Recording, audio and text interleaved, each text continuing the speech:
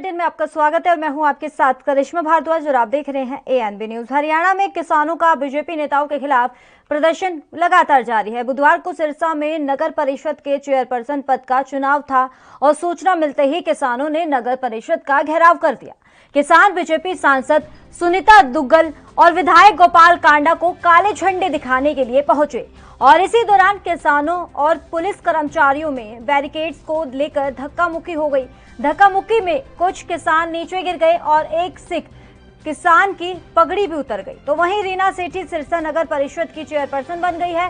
रीना सेठी को 17 वोट मिले हैं। उधर बीजेपी की अगर बात करें तो बीजेपी के सुमन बामनिया को 15 वोट मिले हैं। चुनाव के बाद गोपाल कांडा और सुनीता दुग्गल एसडीएम की कार में बैठकर निकल गए और इसी दौरान किसान गाड़ियों के आगे लेट गए थे, जिसके बाद फिर पुलिस और किसानों में झड़प हो गई। इससे पहले बीजेपी के स्थापना दिवस पर मंगलवार को शाहबाद में कार्यकर्ताओं के घर पहुंचे कुरुक्षेत्र के सांसद नायब सिंह सैनी की गाड़ी का किसानों ने घेराव कर शीशा तोड़ दिया।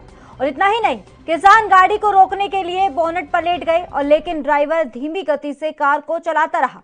करीब 50 मीटर तक गाड़ी उन्हें बोनट पर लेकर चलती रही और इसी बीच हाथ में काले झंडे लिए किसानों ने गाड़ी का पिछला शीशा तोड़ दिया। मौके पर किसानों ने सरकार विरोधी नारे लगाते हुए जोरदार प्रदर्शन भी किया और उधर बीजेपी जिला अध्यक्ष ने बैठक बुलाकर इस घटनाक्रम की निंदा की है। उधर केंद्रीय स्वास्थ्य मंत्री डॉक्टर हर्षवर्धन ने देश में कोरोना वायरस के रोज बढ़ते मामलों के लिए शादी, स्थानीय चुनावों और किसान आंदोलन को सबसे बड़ी वजह बताया है। इसी कड़ी में किसान नेता बलबीर सिंह राजेवाल ने पलटवार किया है।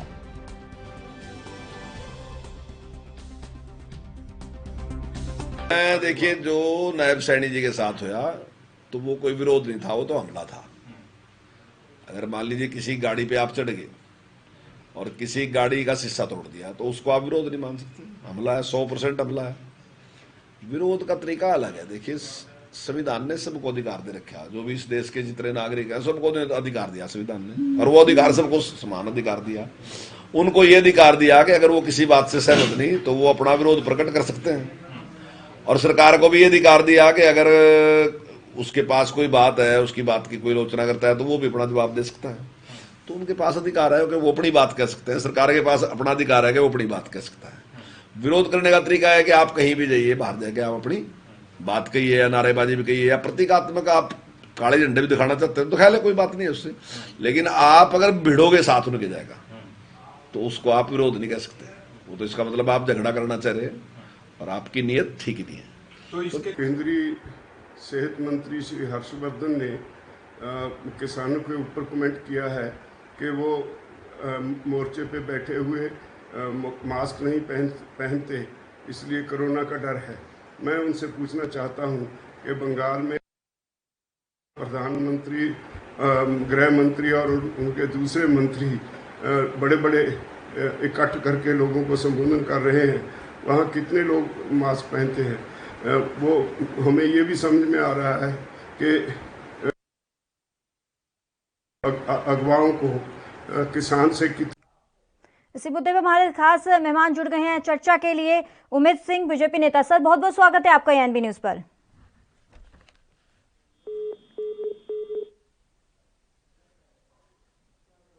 लगता है संपर्क टूट गया है, तो दोबारा संपर्क करने की कोशिश करेंगे। तो आपको बता दें कि सिरसा में बीजेपी को बड़ा झटका लगा है। रीना सेठी चेयरपर्सन बन गई है, तो वहीं विधायक गोपाल कांडा समर्थित है रीना सेठी।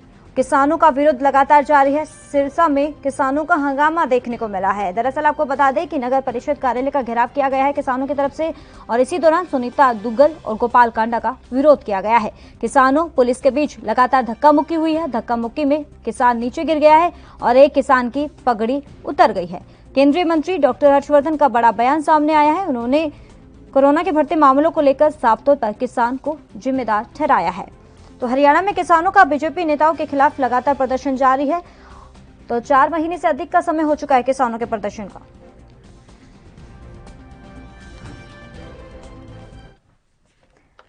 इसी मुद्दे पर हम चर्चा के लिए हमारे एक बार फिर से खास मेहमान जुड़ गए हैं। उमेश सिंह, बीजेपी नेता। सर, बहुत बहुत स्वागत है आपका एएनबी न्यूज पर। धन्यवाद आपका भी। आप तो सर, जिस तरीके से आपको पता ही है किसानों का प्रदर्शन जारी है और किसान इतने आक्रामक हो गए हैं, एक के बाद ऐसे हमले कर रहे हैं। बीजेपी के कार्यकर्ता जो भी आ रहे हैं या नेता, तमाम ऐसे नेताओं के साथ हमला किया जा रहा है, विरोध किया जा रहा है साफ तौर पर। अगर बात फिलहाल हरियाणा के सिरसा की करें तो वहां पर नगर परिषद का चुनाव था, इसी दौरान किसानों ने विरोध किया है।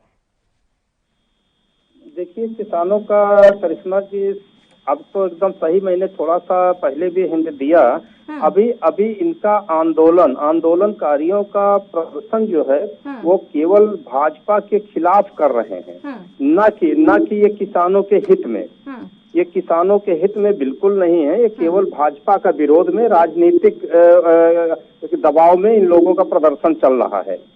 तो इनका जिस तरह से इनका गोपाल कांडा के साथ हुआ, सुनीता दुग्गल जी के साथ हुआ, उसके बाद भाजपा के सांसद जो है नायब सिंह सैनी के गाड़ी पर हमला किया, तो ये गिन गिन कर भाजपा के पदाधिकारियों के, भाजपा के नेताओं पे हमले कर रहे हैं, न कि प्रदर्शन इस तरह से नहीं होता है। ये तो राजनीतिक पार्टियों के हाथ की कठपुतली बन करके पूरी तरह से लड़ाई लड़ रहे हैं उनके लिए। तो इसको क्या कहा जाए, किस तरह का प्रदर्शन है जब बार बार कहा जाता है। हालांकि गोपाल कांडा की अगर बात करें, हरियाणा लोकहित पार्टी के नेता है वो उनके ऊपर भी क्यों हमला किया गया है ऐसा, या साफ तौर पे वो आपके साथ है इसलिए? बस केवल मात्र यही तो है ना कि जो भी भाजपा के साथ में है उनके ऊपर हमला करो। ये तो इसीलिए तो कह रहा हूँ कि ये केवल ये किसानों का काम, किसान कभी ऐसा नहीं कर सकता। किसान हमारे देश का अन्नदाता है। किसान जो है वो सीधा साधा वो कमाता है, केवल मेहनत करने वाला होता है। किसान इस तरह की राजनीति नहीं करता है, उससे इस तरह की राजनीति से मतलब नहीं है। वो किसान 5 साल के लिए चुनता है, अपना प्रधानमंत्री चुनता है पूरे देश का किसान, और 5 साल इंतजार करता है, अच्छा और बुरे का आकलन करता है, नुकसान और फायदे का आकलन करता है, और उस आकलन कर करके 5 साल बाद फिर उनको चाहता है, खुश है तो साथ देता है, वरना उनको हटा के दूसरे को बैठाता है। उमेश जी, क्या लगता है, लगातार अल्टीमेटम दे रहे हैं किसान, अब एक के बाद ऐसे हमले किए जा रहे हैं, गाड़ी के शीशे तोड़े जाते हैं, मारपीट की जाती है, विधायक हो चाहे ऐसे तमाम नेता हो या कोई भी अगर बीजेपी के साथ हो तो उनके ऊपर भी हमला किया जाता है। कहीं ना कहीं किसानों का जो आक्रामक है, गुस्सा है, वो लगातार बढ़ता हुआ नजर आ रहा है। अगर किसान तो पर ये अल्टीमेटम दे रहे हैं कि अगर कृषि कानून रद्द नहीं किया जाए तो आने वाले समय में स्थिति बहुत खराब हो सकती है। ये कृषि कानून मैं आपको बता देता हूँ करिश्मा जी कि ये कृषि कानून के ऊपर लड़ाई लड़ी नहीं रहे हैं, ये धोखा दे रहे हैं देश को।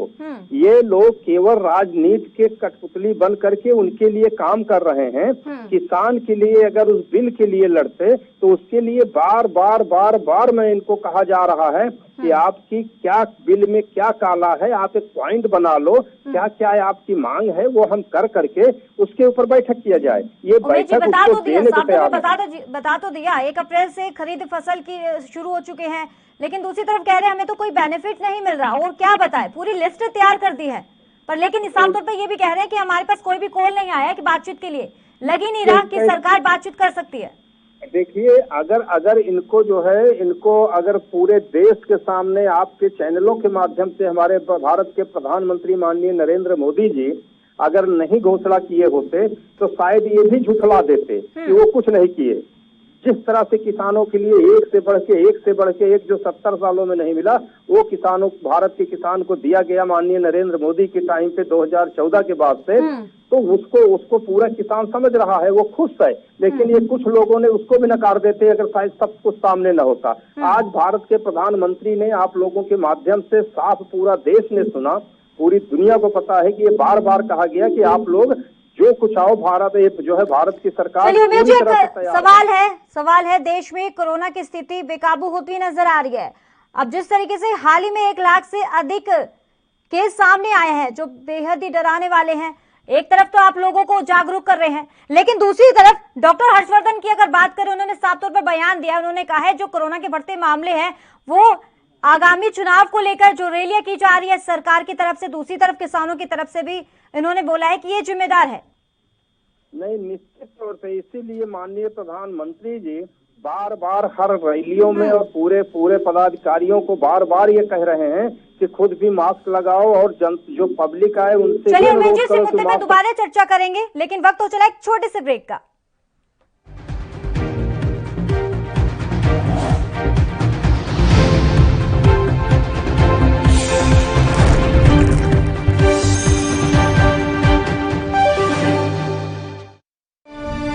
ਭੋਗਪੁਰ ਖੰਡ ਮਿੱਲ ਦੀ ਸਮਰੱਥਾ ਨੂੰ ਦੁੱਗਣਾ ਕੀਤਾ। ਬਟਾਲਾ ਅਤੇ ਗੁਰਦਾਸਪੁਰ ਖੰਡ ਮਿੱਲਾਂ ਦੀ ਸਮਰੱਥਾ ਵਿੱਚ ਵਾਧਾ ਕੀਤਾ ਜਾ ਰਿਹਾ ਹੈ। ਗੰਨੇ ਦੀ ਅਦਾਇਗੀ ਸਮੇਂ ਸਿਰ ਕੀਤੀ ਜਾ ਰਹੀ ਹੈ। 4 ਵਰ੍ਹਿਆਂ ਤੋਂ ਕਿਸਾਨਾਂ ਦੀ ਹਿਤੈਸ਼ੀ ਪੰਜਾਬ ਸਰਕਾਰ।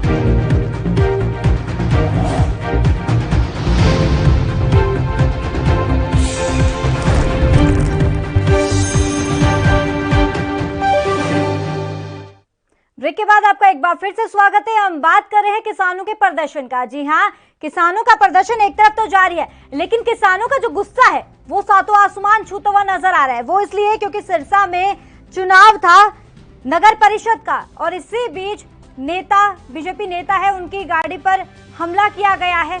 तो इसी मुद्दे पर हमारे 2 खास मेहमान जुड़े हुए हैं। उमेश सिंह बीजेपी नेता और दूसरे हैं किसान नेता यानी कि डंपी पहलवान। डंपी जी, आपका बहुत बहुत स्वागत है एएनबी न्यूज पर। डंपी जी, आवाज मिल पा रही है आपको? हाँ, सुन पा रही मैडम। तो डंपी जी, क्या लग रहा है, एक तरफ तो आप प्रदर्शन कर रहे हैं, लेकिन दूसरी तरफ आप बीजेपी के अगर कोई भी कार्यक्रम होता है या कोई भी चुनाव होते हैं, हाल ही में अगर हरियाणा के सिरसा की बात करें तो नगर परिषद का चुनाव था, वहां अपने कार्यालय पर विरोध कर दिया। क्या लग रहा है कि ऐसे समाधान निकलेगा हमला करवा के? मैडम, कोई हमला नहीं कराता। हमारे बीजेपी वाले भाई जानबूझकर किसानों को उकसाने का काम करते, जानबूझकर जी। और आप एक बात बताओ, वहां पे इलेक्शन में क्या रहा इनका?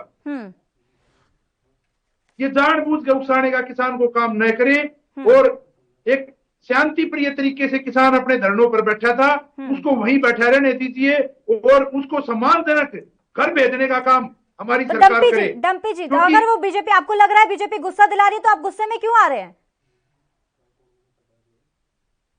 मैडम, गुस्से में कोई नहीं आ रहा, जबरदस्ती दिलाया जा रहा है जी। तो आपको क्या लग रहा है कि ऐसे हमला करने के बाद कोई समाधान निकलेगा? आपको लग नहीं रहा कि अगर ऐसे हमला होगा तो सरकार आपकी बात मान लेगी? नहीं, हम किसी हमलावर के साथ नहीं है। हम किसी भी हमलावर के साथ नहीं है। किसान गुस्सा क्यों हो रहे हैं? आसपास की जनता भी परेशान हो रही है। क्या लग रहा है, जनता पर समर्थन में है और आने वाले समय में आप ऐसी स्थिति पैदा कर देंगे कि जनता भी आपसे हट जाएगी, परे हो जाएगी, आपके समर्थन में नहीं आएगी? हम खाली काले झंडे दिखाकर शांति प्रिय विरोध करने के पक्ष में है। हम हमलावर के पक्ष में नहीं है। तो सांसद नायब सिंह के गाड़ी के ऊपर हमला क्यों किया गया है? शीशा तोड़ दिया गया है। किसने तोड़ा है, उसकी जांच कराओ। चलिए, वो भी जांच हो रही है। खैर, हम तो इसके बारे में कह नहीं सकते हैं, लेकिन जिस तरीके से बयानबाजी आ रही है, तस्वीरें आ रही है, वो हम आपको बता रहे हैं। उमेश जी, आपका क्या कुछ कहना है? वो कह रहे हैं कि जांच कराइए जो सांसद नायब सिंह के ऊपर हमला हुआ है। वो तो पूरा देश देख रहा है, वो सारे चैनलों पे दिखाया भी जा रहा है। और ये जो है सुनीता दुग्गल के ऊपर, विधायक गोपाल कांडा के ऊपर, उनके, और इधर से जो है सांसद नायब सिंह सैनी का गाड़ियों का शीशे तोड़ दिए गए, उनके जानलेवा हमले किए गए। अब ये सारी चीजें, ये सब तो आंदोलन का काम नहीं है। आंदोलन किसान कभी भी ये सब चीज नहीं कर सकता है। किसान एक बहुत ही मेहनती, कर्मठ और ईमानदार होता है। वो काम करने पे इच्छा वो रखता है, विश्वास रखता है काम में। तो वो तो जो है उसको बार बार कहा जाता है कि डंपी पहलवान जी का बड़ा अच्छा हो रहा है, इनका अच्छा शब्द रहा कि कभी भी हम हमलावरों के साथ नहीं हैं।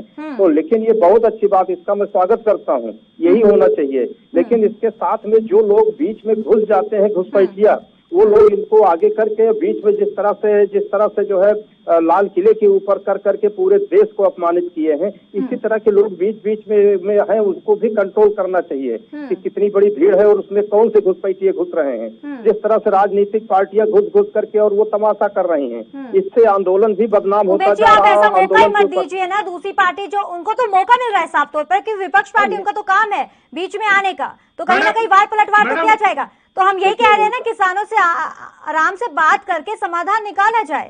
निश्चित तौर पर मैं फिर अपील कर रहा हूँ, बार अपील कर रहा हूँ।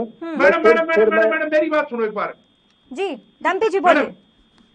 देखो, हम किसान हैं, हम कोई पार्टी नहीं है। पार्टी में मैंने आपको पहले भी बताया, पार्टियों में कोई ज्यादा अंतर नहीं होता। एक सापनाथ है तो दूसरा नागनाथ है। हम खाली किसान हैं, और किसान अपनी मांगों को लेके बैठा है। किसान को उसकी एमएसपी दो, उसके ये कानून निरस्त करो, उसके साथ बैठ के बातचीत करो। किसान बातचीत करने के लिए उस दिन से तैयार है, किसान आज भी बातचीत करने के लिए तैयार है। किसान से बातचीत करके किसान का हल निकाला जाए। किसान किसी लफड़े में नहीं पड़ना चाहता। किसान का समाधान निकाला जाए, ना कि किसान पे राजनीति की जाए। किसान का समाधान निकाला जाए और हम उसके पक्ष में हैं। हमले क्यों हो रहे हैं? अगर वो हम किसी प्रकार की शांति के पक्ष में नहीं है, हिंसा के पक्ष में हम नहीं है। किसान का सवाल हमारा ये है कि हमले क्यों हो रहे हैं? पहले कुरुक्षेत्र में हमले होते हैं, पंजाब में हमले होते हैं और फिर सिरसा में हमला हुआ है, वो भी किसानों की तरफ से। देखो ये मेरे बीजेपी के भाई बता देंगे क्यों हो रहे हैं। जी यही बताएंगे क्यों हो रहे हैं। मैंने बता दिया जांच का विषय, उसकी जांच कीजिए। उमेश जी, जिस तरीके से सिरसा में जो हमले हुए हैं बीजेपी नेता के ऊपर, क्या लगता है कि स्थिति का जायजा नहीं लिया जाता? पुलिस प्रशासन के ऊपर भी सवाल खड़े होते हैं इसमें व्यवस्था को लेकर। हाँ देखिए करिश्मा जी, निश्चित तौर पे अभी जैसे डंपी पहलवान भाई ने बोलना शुरू किया, मैं बोल रहा था एकदम चुप हो गया, क्योंकि इनको प्राथमिकता देते हैं और ये सरकार पूरी किसानों को प्राथमिकता देती है। ये यही होना चाहिए। और मैं किसानों की बात को ही सुनने के लिए बैठा हूँ, अपनी बात के लिए तो बाद में कहते हैं। लेकिन मैं ये कहना चाहता हूँ कि डंपी पहलवान जी से कि ये थोड़ा सा निवेदन है, मैं आज फिर अपील कर रहा हूँ कि अपने नेताओं से कहें, किसान आंदोलनकारियों से कहें, सबसे बात करें कि वो बार बार की अपना एक पॉइंट बनाएं, उसका तरीका, उसके सिवा और कोई तरीका हो तो सुझाव दें। केवल बार बार प्रधानमंत्री ने पूरे देश के सामने घोषणा किया कि आप जब भी आए हम तैयार हैं। तो अभी ये पूरा अपना एक एस्टीमेट बनाएं कि हमको क्या क्या प्रॉब्लम है। जो 11 बार बैठक हुआ और सब जीरो गया, वो नहीं होना चाहिए। उससे समय बर्बाद होता है और निकलने के बाद ये कह देते हैं कि केवल वापसी के अलावा कुछ नहीं होना है। डंपी जी, इसी मुद्दे में हम दोबारा चर्चा करेंगे, लेकिन वक्त हो चला एक छोटे से ब्रेक का।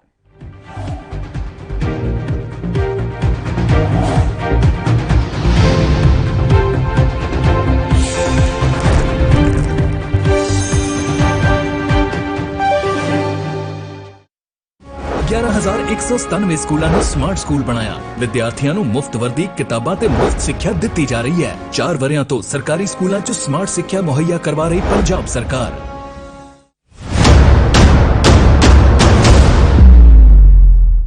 हक की बात दोपहर 12 बजे सिर्फ ANB न्यूज पर।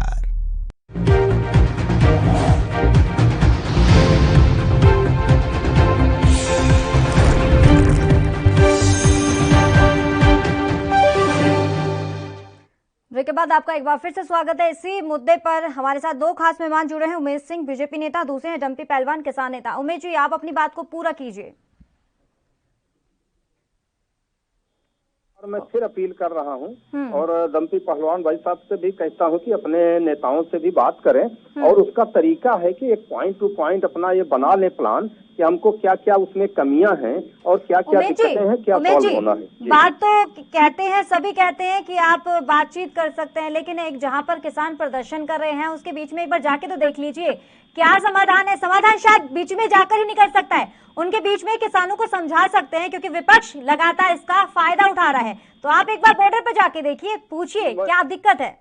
मैं देखिए जा रहे हैं जो लोग हैं वहाँ, उनकी ये हालत हो रही है, उनकी गाड़ियों की और उनकी ये, क्योंकि वहाँ पे केवल किसान नहीं है, वहाँ पे राजनीति करने वाले अलग से लोग जो है जिनको उपद्रव करना है। तो डायरेक्ट किसान नेता राकेश टिकैत से ही बात कर लीजिए ना। आपको लग रहा है कि हमलावर हो रहे हैं वहाँ के किसान? अभी जैसा बहुत बाकी से बहुत ईमानदारी से डंपी पहलवान जी ने कहा कि किसान जो है वो नहीं कर रहा है, वो और लोग कर रहे हैं, उसकी जाँच हो। तो वो लोग जांच में सामने प्रत्यक्ष सामने दिख रहा है कि उसमें लोग घुसे हैं, घुसपैठिया घुसे हैं जो गाड़ी तोड़ रहे हैं और नेताओं के ऊपर हमला कर रहे हैं और बीजेपी के ऊपर कर रहे हैं। तो ये तो सामने है। ये तो बार बार इसको जो है इसको देखा जा रहा है, निवेदन किया जा रहा है और फिर अपील कर रहा हूँ कि अपना एक डेट रख के और एक माननीय कृषि मंत्री नरेंद्र तोमर साहब को एक अपना जो है अपना लेटर दें और उसको डेट फिक्स किया जाए और बैठक कर करके इसका समाधान निकालें। इसका यही तरीका है। डंपी जी, आप अपनी बात को पूरा कीजिए। मैडम, जैसे मेरे भाई की बात को मैं बड़ी करता हूँ, ये कह रहे हैं 11 दौर की बात हो रही, 12 दौर की बात हमारी पहले सरकार से हो चुकी है। 12 दौर की बात हो चुकी है, उसमें निष्कर्ष नहीं निकला। ये किसान की कमी नहीं है, इसमें सरकार की भी कमी है। अगर देश का किसान इस देश का पेट भरता है और इस देश की आर्थिक स्थिति को संभालने वाला किसान है, कोरोना लेकिन है। उमेश जी मेरी बात सुनो मैडम एक बार जी, बोलिए। अगर किसान का समाधान 12 दौर में निकले, 15 दौर में निकले, किसान का समाधान निकालना, समाधान कैसे निकलेगा डम्पी जी? समाधान कैसे निकलेगा? हमला किया जाता है। अगर कार्यक्रम में शामिल होते हैं, अगर नेता, उमेश जी की बात भी सही है, वो बात करने के लिए तैयार है, लेकिन उस आपने भी बोला है कि बॉर्डर पर हम कैसे जाएं? जहां पर भी हम जाते हैं किसान वहां पर आ जाते हैं, हमला करते हैं। मैडम मैं बॉर्डर पे बात करने की बात नहीं कर रहा। हमारी वही 40 सदस्यीय कमेटी, वही पंच है, वही मंच है, और जहां भी सरकार बुलाना चाहेगी हमारे नेता जाने के लिए तैयार हैं। सरकार को इसका तुरंत समाधान निकालना चाहिए। और ये जितनी होती 11 दौर की बात होगी या 12 दौर की बात होगी, अपने देश क्या लग रहा है बातचीत के लिए अगर बुलाया जाएगा, क्या लग रहा है कि वहां पर हमला नहीं होगा?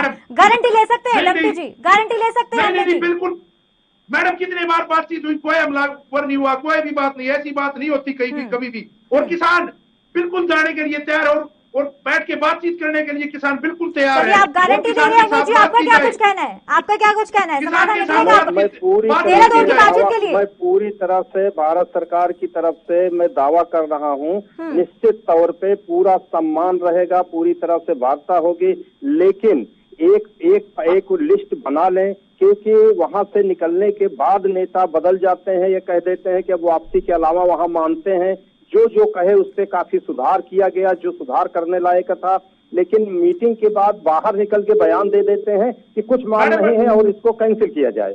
तो मैं फिर अपील करता हूं किसान नेताओं से कि इसके ऊपर अपना एक प्लान बना करके दें, और उसके ऊपर उसकी प्लानिंग सरकार करके डेट देगी इनको और बुलाएगी, बैठ के वार्तालाप होगा और इसका हल निकलेगा। मैं भी यही चाहता हूँ और मैं फिर अपील कर रहा हूँ। जी मैडम, जो मेरे भाई ने बात की ना, किसान नेता पलट जाते हैं, ये बात बिल्कुल सफेद झूठ है।